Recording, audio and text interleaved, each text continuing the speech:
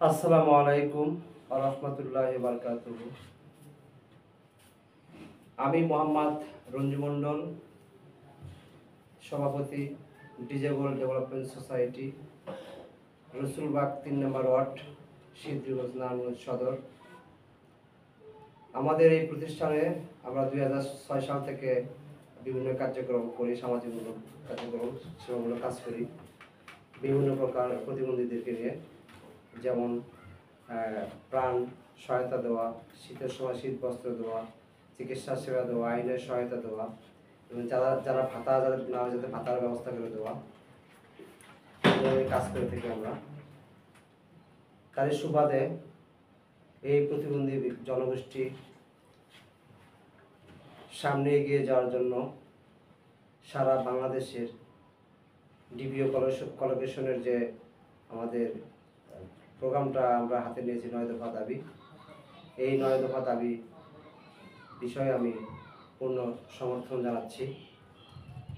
কারণ প্রতিবন্ধী ব্যক্তিদের কর্মসংস্থানের ব্যবস্থা করা, পুনর্বাসন নিশ্চিত করা এবং শিক্ষা মান উন্নয়ন বৃদ্ধি করা,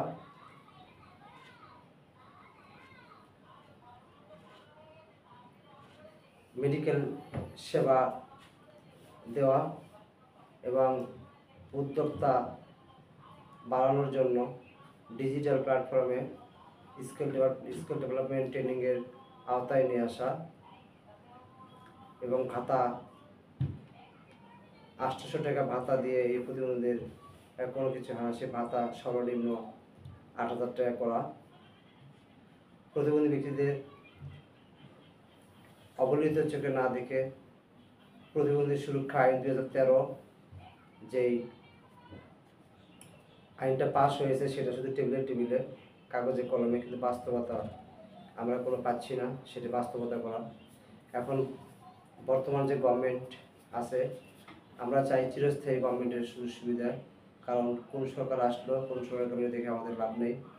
আমরা রাষ্ট্রীয়ভাবে চিরস্থায়ী যে গভর্নমেন্ট, সেই গভর্নমেন্টের কাছে আমাদের দাবি, আকুল আবেদন যে প্রতিবন্ধী ব্যক্তিরা জীবন মান উন্নয়নের জন্য কর্মসংস্থানের যাতে নিশ্চিত হয় এবং যারা মাস্টার্স অনার্স কমপ্লিট করে বেকার অবস্থা ঘোরাঘুরি করে তাদের চাকরি নিশ্চিত করা। প্রতিটা মন্ত্রণালয়ের এবং প্রতিটা সেক্টরে প্রতিবন্ধী ব্যক্তিদের অন্তর্ভুক্তি করা জরুরি। কারণ প্রতিবন্ধীদের দুঃখ কষ্ট প্রতিবন্ধী ছাড়া অন্য কেউ বুঝে না।